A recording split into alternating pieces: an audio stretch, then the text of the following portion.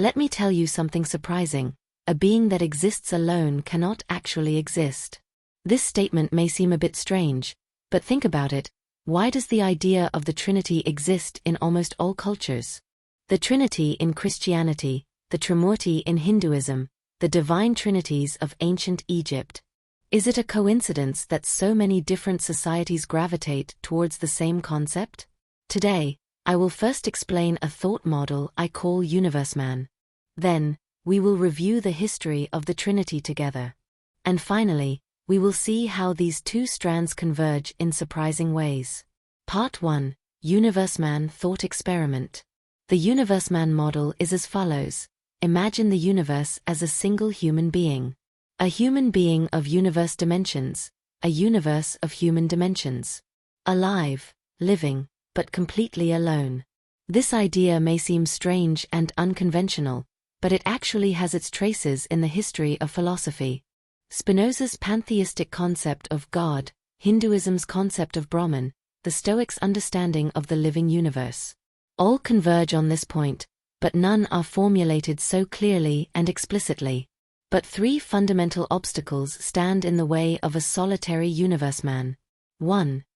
Knowledge. He cannot make comparisons. Big and small, being and not being. All of these are understood through difference. Because he is alone, he cannot know anything. 2.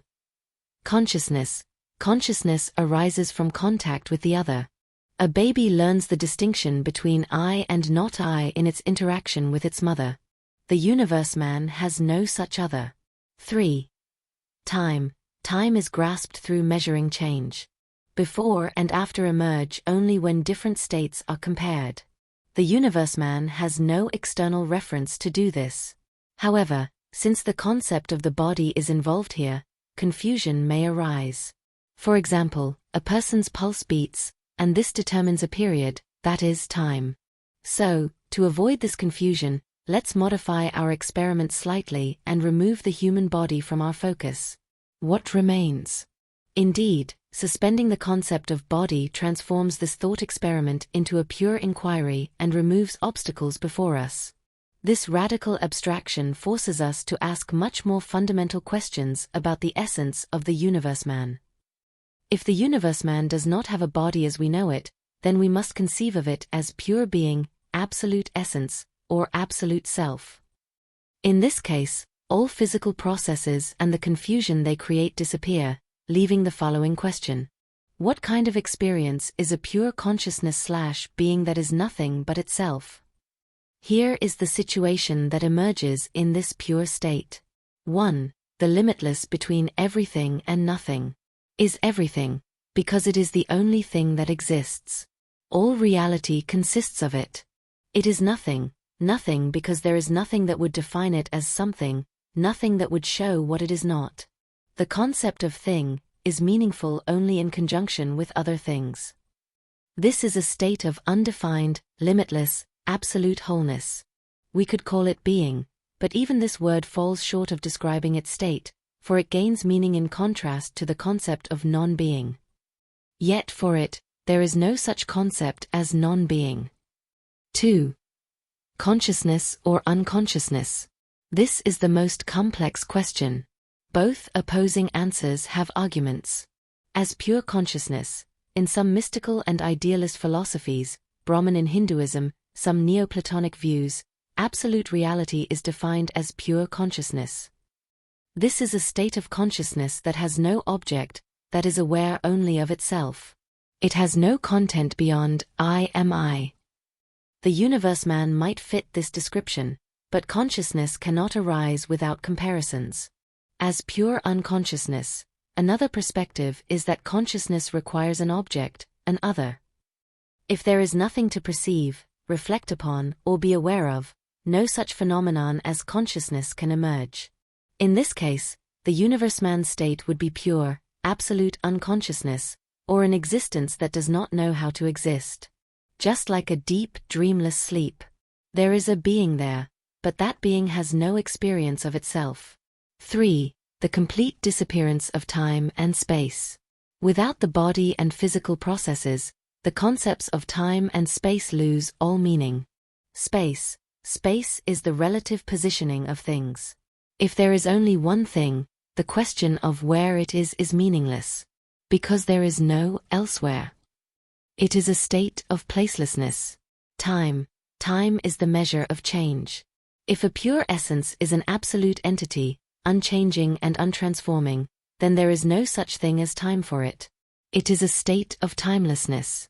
In this case, the UniverseMan would be trapped in an eternal moment. There is neither past nor future, neither inside nor outside. There is only an absolute, immutable essence. Conclusion: a journey to the limits of philosophy and mysticism. The condition of no body leads us directly to the most ancient questions in the history of philosophy. Parmenides says, "There is existence, there is no non-existence." The UniverseMan is the embodiment of this proposition. He is the unchanging, indivisible, eternal and eternal One. Plotinus, the One in his system, is the source of everything. Therefore, the disembodied UniverseMan model has led countless people throughout history to the following conclusion. He is neither something nor nothing. He is neither conscious nor unconscious. He is beyond these categories, an indefinable, absolute state of being that transcends all dualities. Anything we can say about him would be to limit him to the concepts of our own limited, dualistic world.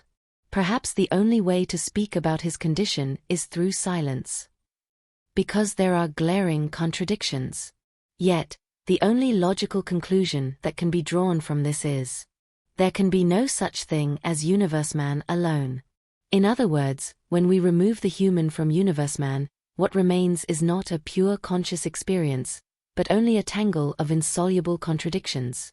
Chapter 2: The History of the Concept of the Trinity. So, throughout human history, have those who have felt this impasse ever made any effort other than silence? This is where the Trinity comes into play. In ancient Egypt, Atum-Shu-Tefnut represent the birth of the universe. In Hinduism, there is the Trimurti: Brahma creates, Vishnu preserves, and Shiva transforms. In Greek mythology, Zeus, Poseidon, and Hades divide the world into three. In philosophy, Plotinus abstracted this from mythology: one, nous, soul. In Hindu thought, Sat-Chit-Ananda, being, consciousness, bliss. Christianity, on the other hand, defined the Trinity in its own unique way: Father, Son, and Holy Spirit. Three persons, but one essence. Eternal unity. Part 3: Making the connection. Now the picture becomes clear. Throughout history, humanity has expressed the same phenomenon in different languages. Being cannot be conceived in isolation. The essence of being is interaction. The idea of the Trinity is a reflection of this intuition in different cultures.